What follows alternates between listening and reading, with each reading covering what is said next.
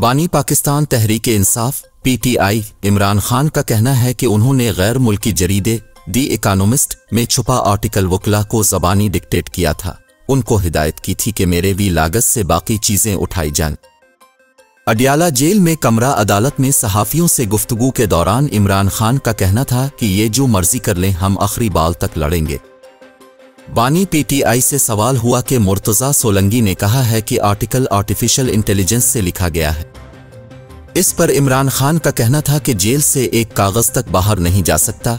Article वकला को ज़बानी dictate किया था। उनको हिदायत की थी कि मेरे भी लागत से बाकी चीज़ें उठाई जाएं। इमरान खान का कहना था कि नवाज शरीफ को अच्छी तरह जानता हूँ, वो 2 अंपायर्स के बगैर मैच नहीं खेलता। नवाज शरीफ लंदन प्लान के तहत गारंटी लेकर पाकिस्तान आया है। नवाज शरीफ तस्दीक शुदा मनी लॉन्ड्रर है। बानी PTI का कहना था कि मरियम नवाज, शहबाज शरीफ और आसिफ जरदारी के केस को कोई नहीं पूछता।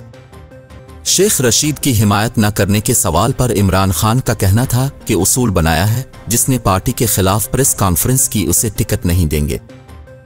बानी PTI से सवाल हुआ कि सुप्रीम कोर्ट के 2 जजेस ने इस्तीफा दिया, क्या आपको इल्म है?